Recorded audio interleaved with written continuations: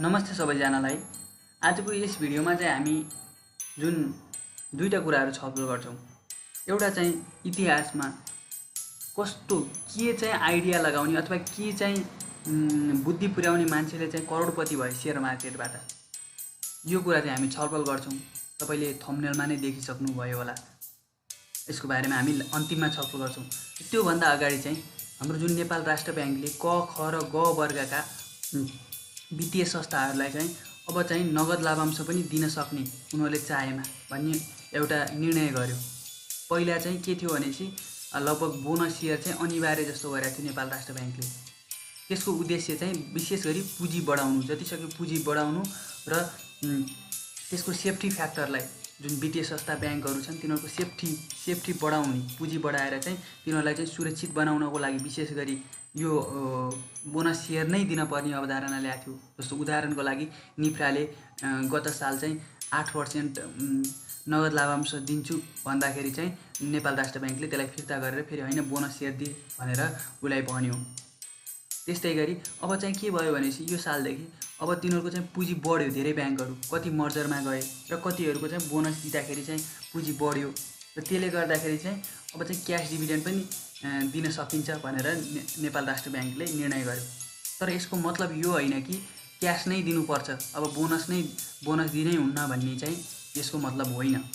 र उदाहरणको लागि जस्तो हाम्रो पहिल्यैदेखि जलविद्युतहरूमा त क्यास डिभिडेन्ड त दिन सकिन्छ नि त।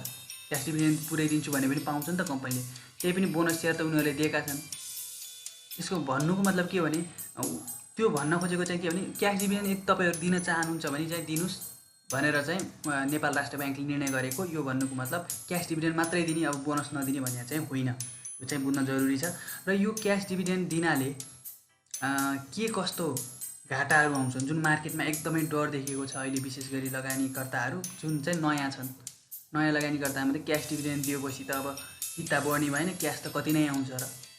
अब तपाईँको के अरे 40% क्यास डिभिडेन्ड दियो भने पनि एक कितामा 40 रुपियाँ आउने हो, अथवा 10 कितामा 400 रुपियाँ आउने हो। पहिला त 40 किता क्यास डिभिडेन्ड बोनस दिँदा त 40% बोनस दिँदा त 10वटा सेयरमा 4 किता थपिन्थ्यो भनेपछि अब चाहिँ 10 कितामा जम्मा 400 रुपियाँ मात्रै आउँछ भन्ने एउटा अवधारणा भयो कमन रूपमा हेर्दाखेरि र लेम्यानले हेर्दाखेरि। तर त्यसमा त्यति मात्रै हुँदैन, त्यसका विभिन्न पक्षहरू छन् जुन चाहिँ हामीलाई जान्न आवश्यकता छ। विशेष गरी नयाँ लगानीकर्ता अथवा धेरै लगानीकर्ताहरू चाहिँ भेड चालमा चाहिँ हिँड्ने चलन देखिन्छ। साँच्चीकै त्यसको फाइदा छ वा त्यसले घाटा छ, अथवा घाटा भए के घाटा छन्, फाइदा भए के फाइदा छन्, फाइदा मात्रै हो कि घाटा मात्रै हो भनेर नबुझिकन भेड चालमा हिँड्ने चलन छ। राम्रोसँग नबुझ्ने, डिपली नबुझ्ने चलन छ।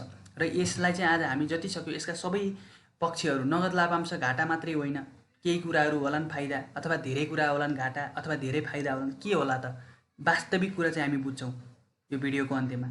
पहिला चाहिँ हामी यो कुरा बुझौँ, नगद लाभांश दिए भने है, जस्तो ब्याङ्कहरूले बोनस त दिन पाए, तर के हुन्छ भनेपछि अब प्रमोटरको लागि चाहिँ उसले चाहिँ सकेसम्म नगद लाभांशै दिन खोज्छ। किनभने उसले त हामीले जस्तो धेरै पैसा हालेर सेकेन्डरीबाट किने हुन्न, उसको त सेयर उसले किनेको त सेयर मूल्यको प्राइस त 100 को रेन्जमा हुन्छ, 100 को रेन्जमा हुन्छ उसले त आफूले एउटा किता सेयरको प्राइस।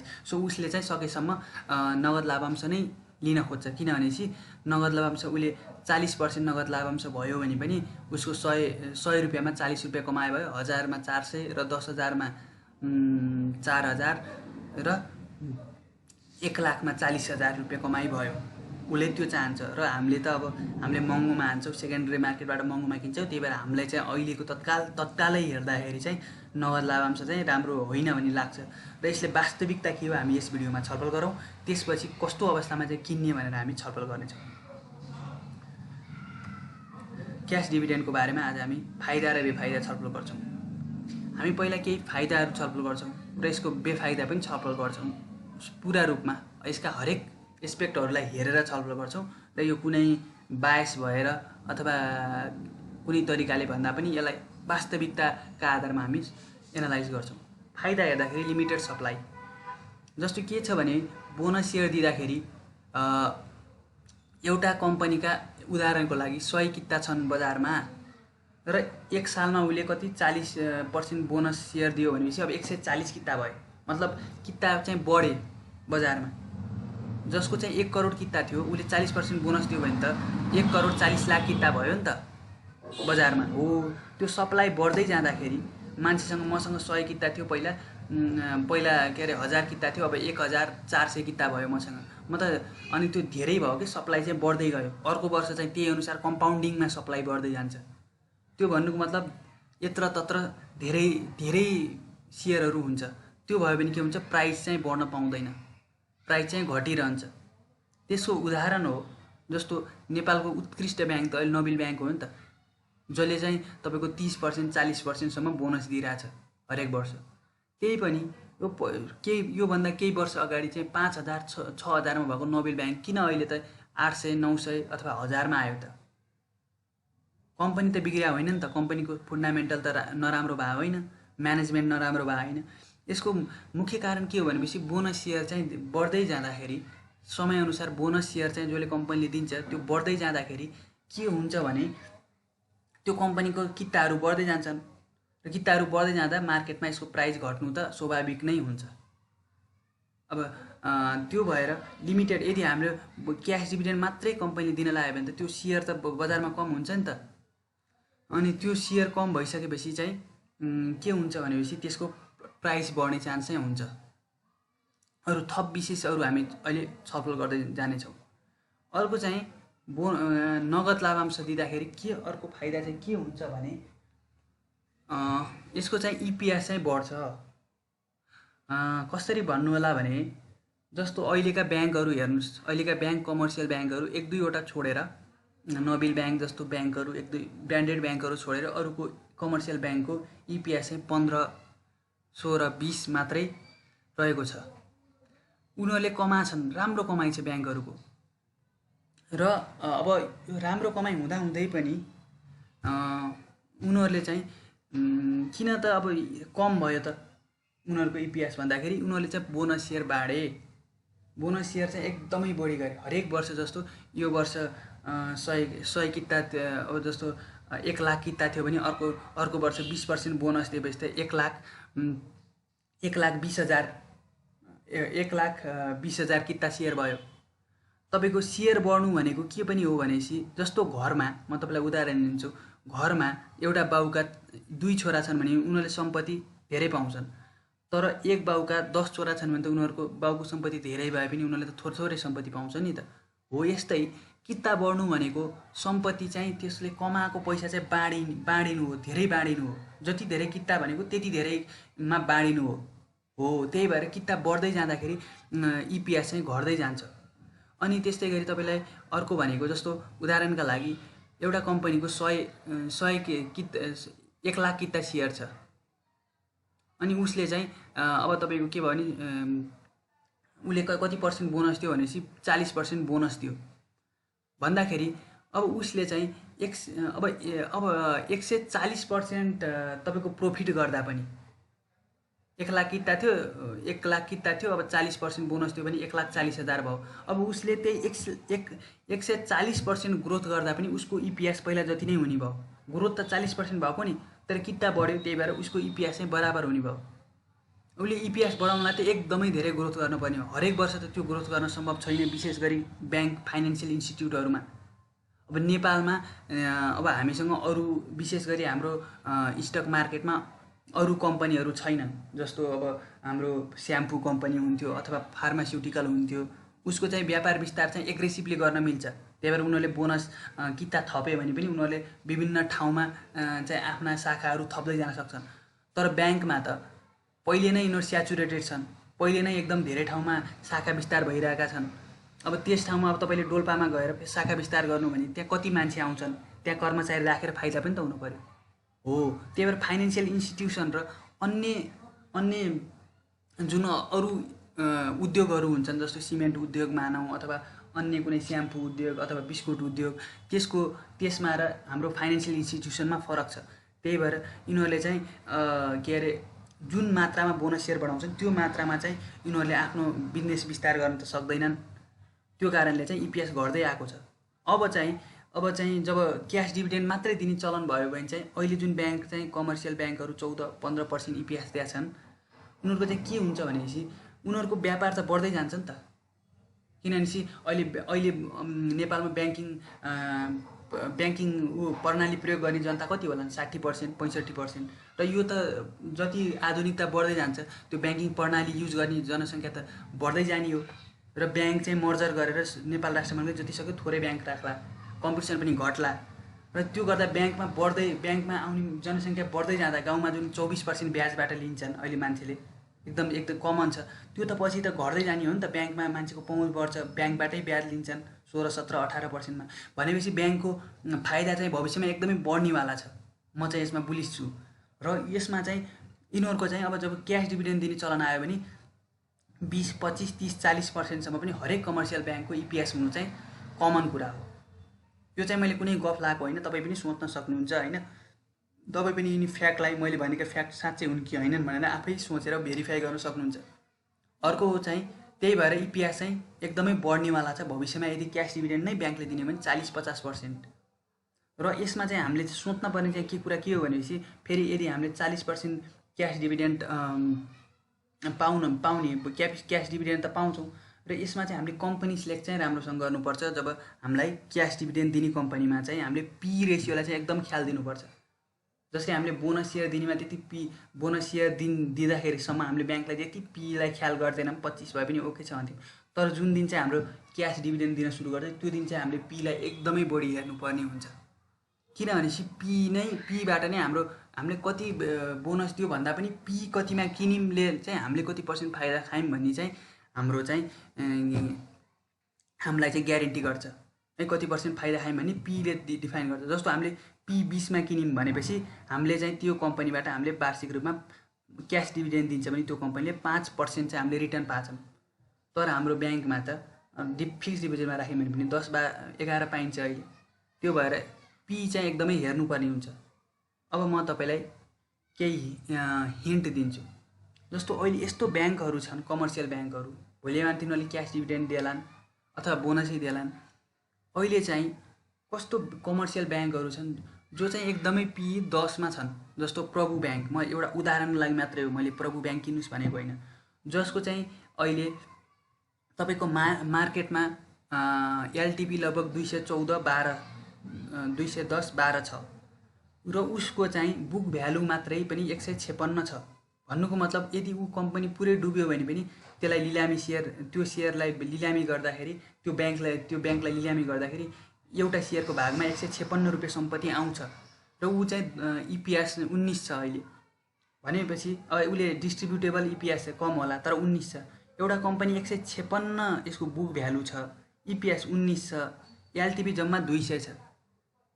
हो त्यस्तो कम्पनीहरू पनि मार्केटमा छन् र त्यस्तो कम्पनी यदि हामीले अहिले किन्न सक्ने हो भने, त्यो मैले एउटा प्रभुको उदाहरण दिएँ, त्यस्तो कमर्सियल ब्याङ्कहरू धेरै छन्, किन्न सक्ने हो भने त हामीले भोलि बिहान 20-30% क्यास डिभिडेन्ड पायौँ भने पनि 30% क्यास डिभिडेन्ड पायौँ भने पनि 15%, भोलि बिहान त यो त क्यास डिभिडेन्ड मात्रै दिने हो भने त 30-35%, 40% पनि दिन हामीलाई इजिली दिन सक्छ ब्याङ्कले। त्यो भनेको हामीले 40% यदि हामीले बोनस क्यास डिभिडेन्ड पाउने अथवा 30% पाउने भने त 15% रिटर्न त हामीले इजिली पाउँछौँ नि त, अथवा 20% रिटर्न त हामीले इजिली पाउँछौँ नि त।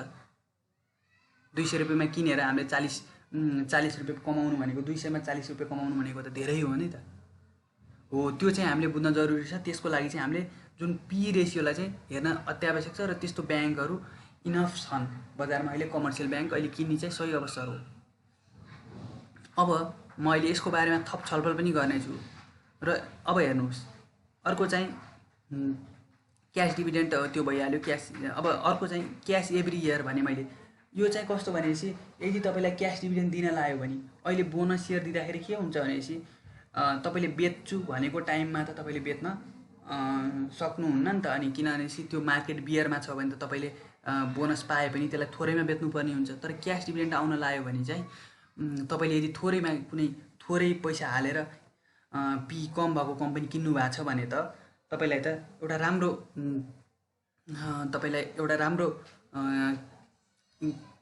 पैसा कमाउनुहुन्छ नि त। अनि तपाईँलाई त अनि बियर भए पनि बुल भए पनि मार्केटले त्यति फरक पर्दैन नि त। किनभनेपछि तपाईँले त तपाईँको 1 वर्षमा तपाईँको बोनस क्यास दियो भने त क्यास डिभिडेन्ड दियो भने त तपाईँको खातामा आफै पैसा आउँछ। सो क्यास चाहिँ एभ्री इयर तपाईँलाई आउँछ। त्यही भएर नै हामी जस्तो लगानीकर्ताले त हामीलाई क्यास होइन कम्पाउन्डिङ चाहियो भन्छौँ, त्यो एकदमै राम्रो कुरा हो, हामीलाई कम्पाउन्डिङ नै चाहियो। तर प्रमोटरहरूले पनि त अहिले क्यास डिभिडेन्ड खोज्छ नि त सकेसम्म। यदि थोरै प्राइजमा तपाईँले यदि कुनै कमर्सियल ब्याङ्क अथवा कुनै किन्नुभयो भने तपाईँलाई क्यास डिभिडेन्ड पनि ओके हुन्छ, यदि कम पीमा किन्नुभयो भने। र त्यो क्यास डिभिडेन्डलाई त तपाईँ के गर्न सक्नुहुन्छ भने क्यास डिभिडेन्डलाई चाहिँ फेरि तपाईँले कम्पाउन्डिङ गर्नु छ भने त्यसलाई डिभेन्चरमा हाल्नुहोस्, क्यास डिभिडेन्डबाट आएको पैसालाई, अथवा अन्य कुनै म्युचुअल फन्डमा तपाईँले फेरि म्युचुअल फन्ड किन्न सक्नुहुन्छ क्या। त्यसरी कम्पाउन्डिङ गर्न सकिन्छ। डाइरेक्ट कम्पाउन्डिङ गर्नु नसके पनि त्यो आइडिया हुनुपर्छ। त्यस्तै गरी अर्को, अब यदि क्यास डिभिडेन्ड दिने भने हाई बुक भ्यालु हुन्छ। किनभने चाहिँ नम्बर अफ किता त बढ्दैन, किता नबढ्दाखेरि बुक भ्यालु चाहिँ कम्पनीको हाई हुन्छ। अब मैले अटेन्सन लो पी लेखेको छु। मैले भन्न खोजेको यदि क्यास डिभिडेन्ड दिनु पऱ्यो भने चाहिँ हामी चाहिँ के बुझ्नुपर्छ भने हामी 40 को पीमा किन्यौँ भने चाहिँ हामीलाई फाइदा हुँदैन। जतिसुकै राम्रो कम्पनी पनि उसले अब 100% क्यास डिभिडेन्ड दिने छ भने पनि हामीले 40 को पी 50 को पी हालेर चाहिँ किन्नु हुँदैन। जुन कम्पनीले चाहिँ क्यास डिभिडेन्ड दिन्छ जतिसक्यो लो पीमा किन्नु नै हामीलाई फाइदा हुन्छ। तपाईँको एउटा डाइरेक्ट तपाईँले निकाल्न सक्नुहुन्छ कति पर्सेन्ट चाहिँ तपाईँलाई फाइदा हुन्छ भनेपछि 100/P गर्नुहोस्, त्यति पर्सेन्ट चाहिँ तपाईँले फाइदा चाहिँ त्यो कम्पनीबाट तपाईँले फाइदा कमाउन सक्नुहुन्छ। जस्तो कुनै कम्पनीको पी 10 छ भनेपछि 100/10 भनेको 10% रिटर्न चाहिँ तपाईँले एभ्री इयर पाउनुहुन्छ। त्यो चाहिँ बुझ्न जरुरी छ। र अहिले 10% 12%मा धेरै कमर्सियल ब्याङ्कहरू छन् र अहिले राम्रो किन्ने मौका हो। अब अर्को त्यस्तै गरी घाटा, यसको घाटा भनेको चाहिँ घाटा पनि छ। क्यास डिभिडेन्डको त धेरैलाई घाटा लाग्छ। एउटा घाटा त मैले भने कम्पाउन्डिङ हुँदैन। कम्पाउन्डिङ कसरी हुँदैन, जस्तो तपाईँले क्यास डिभिडेन्ड हुँदाखेरि बोनस इयर हुँदाखेरि चाहिँ तपाईँको कम्पाउन्डिङ हुन्थ्यो। अहिले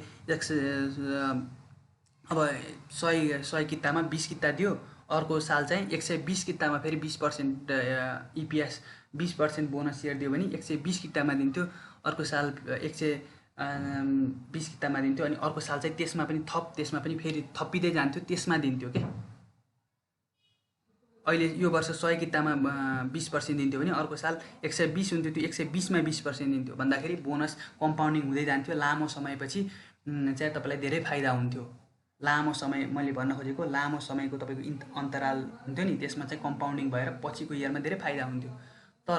तर फेरि कम्पाउन्डिङ त हुन्थ्यो, तर बुझ्न के जरुरी छ भनेपछि जुन रेटमा त्यसले कम्पाउन्डिङ हुन्छ, जुन फाइनेन्सियल इन्स्टिट्युसनको लागि यो लागु हुन्छ। विशेष गरी मैले भने सिमेन्ट उद्योग र अन्य उद्योगको लागि चाहिँ भन्दा पनि फाइनेन्सियल इन्स्टिट्युसनको लागि चाहिँ यो लागु हुन्छ। कम्पाउन्डिङ उसमा मात्रै हुँदैन, कम्पाउन्डिङ चाहिँ नम्बर अफ कितामा मात्रै हुँदैन कि कम्पाउन्डिङ अलिकति सानो कम्पाउन्डिङ रेटमा चाहिँ त्यसको प्राइस पनि घट्छ क्या। किन यो त तपाईँले बुझ्नुभयो होला होइन। भनेपछि कम्पाउन्डिङ रेटमा त्यसको किता त बढ्छ तर त्यसको प्राइस पनि घट्छ के। धेरै बोनस इयर दिँदाखेरि प्राइस घट्छ। म तपाईँलाई अब उदाहरण दिन्छु।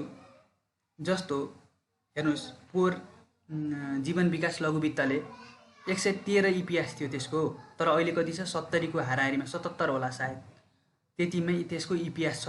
कारण के हो भन्दाखेरि कारण चाहिँ उसले चाहिँ प्रफिट बढायो, तर उसले चाहिँ पोहोर 70% चाहिँ बोनस सेयर दियो। 70% दिँदाखेरि त्यही 70% ग्रोथ यदि उसले चाहिँ 70% ग्रोथ रेट गर्यो भने मात्रै पोहोरको जति EPS चाहिँ मेन्टेन गर्न सक्छ। पोहोरको जति यदि JBLB ले पोहोर 70% यदि EPS दियो भने, पोहोर बोनस दियो भने 70% बोनस दियो भनेपछि EPS अथवा 70% बोनस दियो भने अब चाहिँ उसले त्यही EPS पोहोरको जति नै 70 EPS कायम गर्न 170% बढ्दा पनि उसको EPS बढ्दैन। 171 भयो भने मात्रै उसको EPS बढ्न सुरु गर्छ। भन्नुको मतलब त्यो रेटमा चाहिँ उसले चाहिँ पैसा कमाउनु पर्छ अथवा त्यो रेटमा ग्रोथ गर्नुपर्छ। जुन फाइनेन्सियल इन्स्टिट्युसनको लागि त्यो रेटमा ग्रोथ गर्न गाह्रो छ। अन्य सेक्टरको लागि चाहिँ सजिलै छ। अरू सेक्टर जुन हाम्रो नेप्सीमा आइसकेका छैनन्, भविष्यमा आउने छन्, अरू नै सेक्टरको लागि सजिलै छ। तर फाइनेन्सियल सेक्टरको लागि त्यो कम्पाउन्डिङ रेटमा आफ्नो विस्तार गर्न चाहिँ अलि गाह्रो छ। त्यही भएर अब तपाईँको चाहिँ त्यसलाई चाहिँ इपिएस चाहिँ घट्दै जाने हो। अब जस्तो अहिले मैले पोहोर नै भनेको थिएँ होइन, जेपिएलबीको के अरे जीवन विकास लघु वित्तको के मैले के भनेको थिएँ भने यसको इपिएस चाहिँ मैले मेरो भिडियो पनि हेर्न सक्नुहुन्छ। यसको इपिएस चाहिँ अहिले जति दिएको छ त्यति चाहिँ कन्सिस्टेन्टली दिन चाहिँ गाह्रो छ। जस्तो पोहोर 113 दियो, अहिले 70 दियो, पछि गर्दै गर्दै 40-50मा जान्छ। किनभने उसले त बोनस सेयरबाट उसले त किता बढाइरहेको छ नि त, हो त्यो हिसाबले चाहिँ घट्ने हुन्छ। त्यही भएर चाहिँ अब यो बोनस सेयरभन्दा क्यास डिभिडेन्डले पनि त्यसको ऊ चाहिँ घट्न दिँदैन, त्यसको प्राइस चाहिँ घट्न दिँदैन यदि क्यास डिभिडेन्ड दिने हो भने। त्यो भयो। अब चाहिँ हामी यस भिडियोमा चाहिँ धेरै मुनाफा कमाउनु चाहिँ कस्तो सेयर किन्ने, कस्तो व्यक्तिले चाहिँ धेरैभन्दा धेरै चाहिँ सेयरबाट मार्केटबाट पैसा कमाउँछ भनेर हामी छलफल गर्छौँ। हामीले बुझ्नुपर्ने के कुरा छ भनेपछि एउटा कुरा चाहिँ कमन मान्छेको साइकोलोजीमा चाहिँ नबुझ्ने कुरा। हामीले बुझ्नुपर्ने कुरा के छ भने हामीले जतिसुकै राम्रो कम्पनी होस् होइन, बजारमा धेरै धेरै राम्रो कम्पनीहरू छन्, तर यदि त्यसलाई चाहिँ यदि हामीले सही प्राइसमा किन्न सकेनौँ भने चाहिँ हामीले मार्केटबाट राम्रो मुनाफा चाहिँ गर्न सक्दैनौँ। उदाहरण म तपाईँलाई दिन्छु, एकदमै राम्रो कम्पनी छ एउटा लघुवित्त। तपाईँको मनमा आइसक्यो होला कुन लघुवित्तको कुरा गर्दैछु म। जस्तो उदाहरणको लागि म उदाहरणकै लागि दिन्छु, महिला लघुवित्त अथवा जीवन विकास लघुवित्त सोच्नुहोस्, लघुवित्तहरू राम्रो छन्। उनीहरूको एलटिपी छ अहिले चाहिँ 2800-2900 छ र उनीहरूको बढ्न सक्ने ठाउँ कति?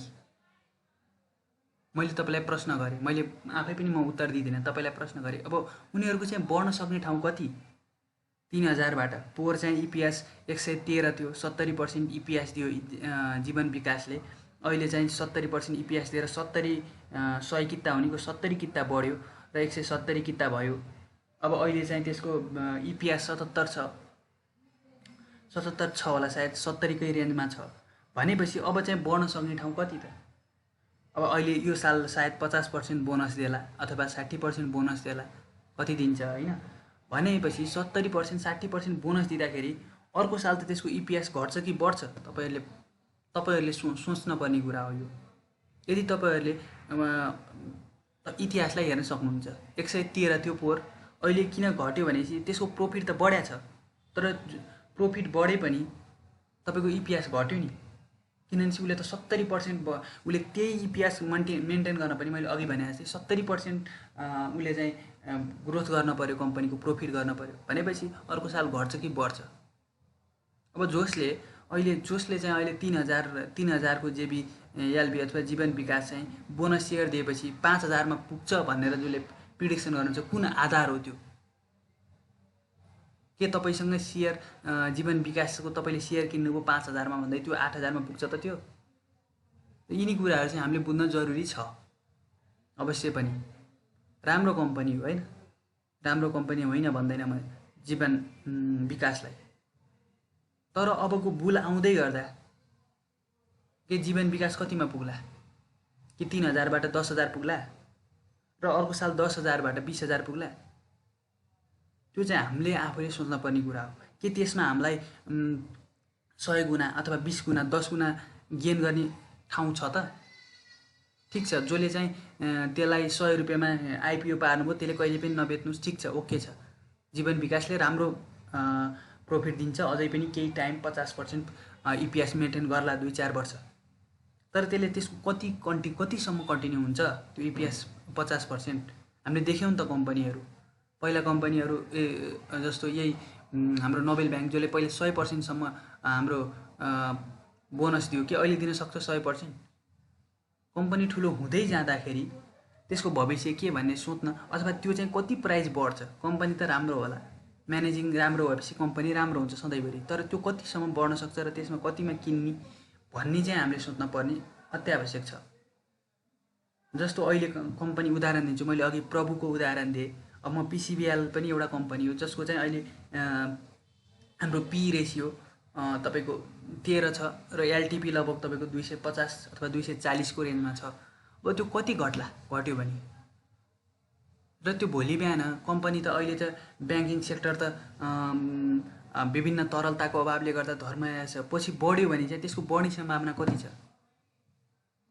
तपाईले 250 मा पिसिबिएल किनेर 500 पुग्ला कि जेबिबिएल अथवा जीवन विकास चाहिँ 3000 मा किनेर 6000 पुग्ला, कुन चाहिँ बढी चान्स छ? त्यो चाहिँ हामीले बुझ्नुपर्छ। र ग्रोथको सम्भावना कुनमा छ? त्यस्तै एउटा कम्पनी मात्र होइन, धेरै कम्पनीहरू छन् त्यस्तो, त्यो चाहिँ तपाईले बुझ्नु होला। मैले तपाईलाई प्रश्न सोधेँ र तपाईले आफै थाहा पाउनुपर्छ। तपाईले बढ्छ हैन यो त 5000 बाट 6000 पुग्छ, निफ्राको त्यस्तै भयो। जस्तो जुन आइपिओ आयो, आइपिओबाट 700 सम्म गयो, जुनको चाहिँ एकदम इनफ सप्लाई थियो। जसले 700 मा किन्यो अथवा जसले 600 मा किन्यो उसले के आधारमा किन्यो त? 600 मा के आधारमा बढ्छ भने तपाईले कुनै आधार हुनुपर्छ। बढ्छ वा घट्छ भन्दाखेरि आधार हुनुपर्छ, एउटा तपाईको बायसनेस हुँदैन। र बजारमा भेडा बाख्रा चाहिँ एउटाको पछि लाग्ने, एउटाले बढ्छ भने बढ्छ, अब घट्छ भने घट्छ भने, नोबेल राम्रो भने नोबेल राम्रो, र अर्कोले अर्को राम्रो भनेपछि अर्को राम्रो भन्दै हिँड्नु भन्दा पनि आफैले पनि अलिकति एनालाइज गर्नुपर्छ। मैले जुन प्रश्नहरू सोधेँ त्यो तपाईले आफैले आफूलाई सोध्नुपर्छ र त्यसरी तपाईले सोध्नुभयो भने तपाईले धेरै आइडिया आफैलाई पनि आउँछ। र यी कुराहरू कसैले पनि भन्दैन। जस्तो म उदाहरण दिन्छु, नोबेल ब्याङ्क, अहिले नोबेल ब्याङ्क 800 मा छ, राम्रो ब्याङ्क हो, म्यानेजमेन्ट राम्रो भएको राम्रो ब्याङ्क हो, उसले लगभग 30% दिन्छ। तर त्यही 30% बोनस दिने लघु वित्तको प्राइस कति छ? र आजभन्दा 5-6 जति तपाईँ लङ टर्म इन्भेस्टमेन्ट 10-12 वर्षलाई सोचेर गर्नुहुन्छ भने कति वर्षसम्म चाहिँ त्यसले कन्सिस्टेन्टली त्यति बोनस दिन सक्ला? र के भविष्यमा नेपाल राष्ट्र ब्याङ्कले अथवा तिनी आफै पनि लघु वित्तहरूले मर्जर एक्विजिसनमा जालान् कि नजालान् त्यो पनि सोच्नुहोस्। र तिनीहरू पछि एउटा ठुलो संस्था भइसकेपछि तिनीहरू पनि फेरि क्यास डिभिडेन्डमा ढिलो चाँडो जालान् कि नजालान् यो पनि सोच्नुहोस्। र यसरी चाहिँ हामीले कस्तो मान्छेले कमाउँछ नि, जसले चाहिँ बियरमा किन्यो त्यसले चाहिँ कमाउँछ, जसले चाहिँ थोरै प्राइसमा किन्यो, कम पीमा किन्यो त्यो व्यक्तिले कमाउँछ। राम्रो कम्पनी किनेर यहाँ कमाउने भन्ने हुँदैन। राम्रो कम्पनी सही मूल्यमा किन्यो भने कमाइन्छ, अथवा मध्यम कम्पनी थोरै मूल्यमा, सही भन्दा तल्लो मूल्यमा किन्यो मान्छेले चाहिँ धेरै कमाउँछ। तपाईले अहिले बियर चलिरहेछ, बुल खोजिरहनु भएको अनि म किन्छु कम्पनी भन्नुभएको, कति कमाउन सक्नुहुन्छ तपाईले बुलमा किनेर? तपाईले सोच्नुहोस्। जसले चाहिँ 1100, 1200, 1300 मा जसले यो बियरमा किन्यो त्यसले कमायो होला कि 3100 मा? जसले चाहिँ 12-1300 मा किन्यो ऊ चाहिँ करोडपति बन्यो होला लखपतिबाट, र जसले 3100 मा किन्यो त्यो करोडपतिबाट रोडपति भयो होला। भन्न खोजेको अरूको लहलैमा बगेर शेयर मार्केटमा फाइदा हुँदैन। जस्ट अरूले जे गरेका छन् त्यो हामीले गर्ने होइन। मास साइकोलोजी जता जान्छ हामी त्यतै जाँदैनौँ। उदाहरणको लागि पहिलाको पनि जुन अन्तर्राष्ट्रिय स्तरमा चाहिँ एउटा आइटी बबल भन्ने आयो, जुन चाहिँ आइटी सेक्टर छ त्यो एकदमै बढ्यो, इन्टरनेट सेक्टरहरू एकदमै बढ्यो, तर पछि त्यो चाहिँ एकदमै तल खस्यो। हो त्यही भएर हामी भिडमा हाम्रो चल्ने एउटा कमन चलन हुन्छ, भिडले जे भन्यो त्यो मान्ने। तर शेयर मार्केटमा त्यसरी चल्दैन। र कस्तो कम्पनी किन्ने त्यो विचार गर्नु होला, कुन समयमा किन्ने त्यो विचार गर्नु होला। अहिले एकदमै कम क्रेज भएको भनेको कमर्सियल ब्याङ्क हो, र कमर्सियल ब्याङ्कमा क्रेज कम छ र त त्यसको पी कममा पाइरहनु भएको छ नि तपाईले। यदि क्रेज नै बढी भइदिए त तपाईले महँगो मूल्यमा पाउनुहुन्थ्यो। हो त्यो क्रेज कम छ, तर तपाईले अब सोच्नुपर्छ कमर्सियल ब्याङ्क, नेपालमा यिनी कमर्सियल ब्याङ्क छन्, जति पनि कमर्सियल ब्याङ्कहरू छन्, के सबैभन्दा सुरक्षित तिनी हुन् या सबैभन्दा कम सुरक्षित तिनी हुन्? र भविष्यमा तिनीहरूले राम्रो मुनाफा गर्न सक्छन् कि सक्दैनन्? आफैलाई सोध्नुहोस्, आफैले सोध्नुहोस्, र अनि तपाईको जे निर्णय हुन्छ त्यो अनुसार किन्नुहोस्। के तिनीहरूले चाहिँ भविष्यमा राम्रो गर्न सक्छन् कि सक्दैनन्, अथवा तिनीहरू सेफ्टी छन् कि नै, भविष्यमा 30-40% बोनस दिन सक्छन् कि सक्दैनन् भन्ने सोच्नु होला। र यदि सही तपाईले कम्पनी चाहिँ सस्तो मूल्यमा अहिले क्रेज नभएको कम्पनी नै हो किन्ने। जस्तो वारेन बफेटले भन्नुहुन्छ बी फेयरफुल होइन अदर आर ग्रिडी। जब कुनै कम्पनीलाई लिएर अरू चाहिँ एकदम लोभी हुन्छन् त्यसबेला चाहिँ तिमी डराऊ, र जुन बेला चाहिँ अरू डराउँछन् कुनै कम्पनी सेक्टरलाई लिएर त्यसबेला चाहिँ तिमी अलिकति लोभी हौ भन्नुहुन्छ। त्यो चाहिँ त्यो भनेको मतलब मास साइकोलोजी भन्दा फरक भयो भने मात्र तपाईले धेरै मुनाफा गर्न सक्नुहुन्छ भन्दै आजको भिडियो म यस अन्त्य गर्दछु। हस्त, धन्यवाद।